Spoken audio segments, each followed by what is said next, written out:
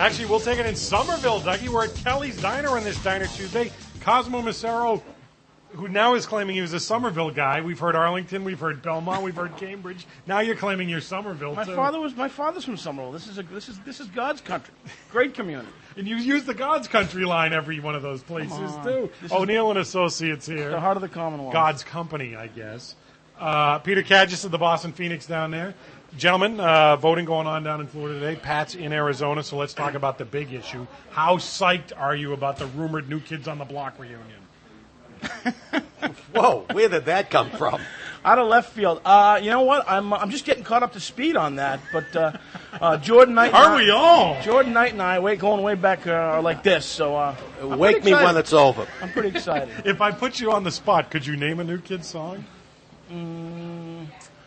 Not without the help of Google. So you're just that psyched is what you're telling me.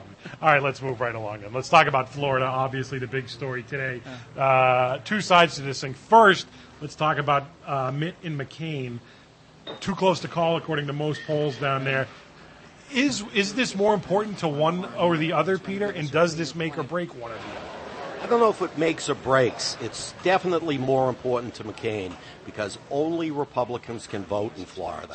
And McCain's surge has been predicated on, based on a strong independent vote. Listen, it's also worth noting that more people will be voting in Florida today than they've voted in all the primaries and caucuses combined. So this is a pretty serious test. Romney coming in at number 2, that's fine for him. Romney coming in at number 1, that's big news. I also think Peter's right about it, it not being make or break. However, I think it's going to tell us a lot about where the economy is going to play, what role it'll play in the general election. No state has been hit harder by this housing crisis than Florida. People are just getting killed down there. And as we saw last night in the State of the Union, the importance of the economy, of the stimulus package, and of people getting relief. I think that really plays into Mitt's wheelhouse, and McCain is going to need to shore himself up there. So that's important to him. And I think it shows us where this campaign will go in the general election. Speaking of the stimulus package, of the three here, I'll be the only one getting a tax rebate. Rudy Giuliani, obviously, is the big story. We often spend more time on the losers than the winners. Giuliani said yesterday that he will have an announcement on Wednesday morning, tomorrow morning. What is that announcement most likely to be, Peter? It's going to be bye-bye, folks. Anyone who watches this show regularly knows I've never thought that Giuliani would click. I mean, he's really just a Fred Thompson on steroids. So I would expect him to say sayonara. Yeah. The strategy looks like it hasn't paid off. He spent a lot of time and resources in Florida, but it just didn't come together.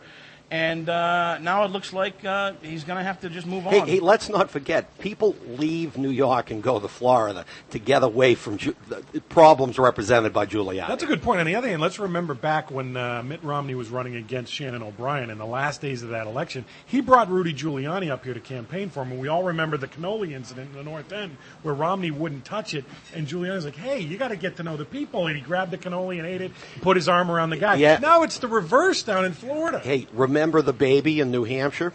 Yeah. I mean, Giuliani is just, not warm and cuddly. And helping someone run for governor is very different than running for president. One of these guys joins a high-priced lobbying firm. They forget their roots, and they become a big sellout. Not everyone forgets. I always hate to see that happen. Yeah, I thought you did, Cosmo. When's that spinach omelet coming up, by the way? That's mine. Vegetables. Anyone want to make a prediction on Florida, McCain or Mitt in this one? I'm out of the prediction game for this one. After New Hampshire, me too. It's too close to call. And I think it's important to know that as long as there's a few points difference only, both of them will live on after today. On the Democratic side, obviously the big story, not what's going on in Florida because there's no delegates up for grabs because they violated protocol by leapfrogging, which I know you don't like.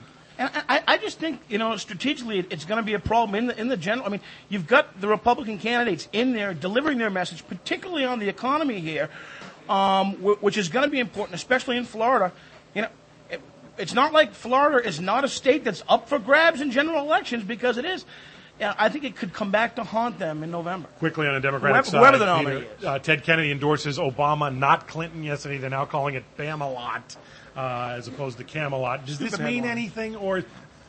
Sorry. Oh, listen, it's important for two reasons. One, there's just enormous symbolic importance here. I mean, it's not just Ted Kennedy. Seeing Ted Kennedy and Carolyn Kennedy and Patrick Kennedy, 3 Kennedys on stage yesterday, incredible symbolic importance. There's also practical importance because in states like California, the Kennedy name will help with the Hispanic community. And perhaps the great unwritten story in the election so far is the divide between the Hispanic and black vote. Quickly, because we're short on time, gentlemen, let's talk Super Bowl. Story in the Globe today. The Patriots victory parade will be on Tuesday, a week from today. Number one, should we be talking about a victory parade? Number two, that's Super Tuesday. Do either of you have a problem with that? I don't think the two need to be mutually exclusive, and no, I don't want to talk about a victory parade until we have the Super Bowl in hand. Listen, if I were a cynic, I'd say that Menino, who is a Hillary supporter, is trying to take some steam away from Obama. But look, as Fox National News has shown, I mean, Sunday they've got a big lineup of politics and sports. Good man, you just got yourself a free breakfast with that plug. Quickly, of the two events, which one are you more likely to participate in? A Patriots parade or voting on Super Tuesday? I'm going to vote first and go to the parade. I'm going to vote, and I'll read about it and watch it on Fox. John Kerry, diplomats here. Which one is more important? Come on, the parade goes by my office, and I can vote right outside my house. Look, the Patriots are great, but voting is more important. Yes, it is. Not in this case, because Massachusetts primary votes mean nothing in the general scheme of things. 27-17 Patriots, by the way. Oh, no, I'm not gonna make a prediction other than to say that the Patriots are gonna win. I admire Cosmo's courage, though, going out there with a raw number. Placido Burris says 23-17 Giants. You guys are stuck on the 17. Cosmo of O'Neill & Associates, Peter Kagis of the Boston Phoenix. There are the hitters. We're going to have some breakfast.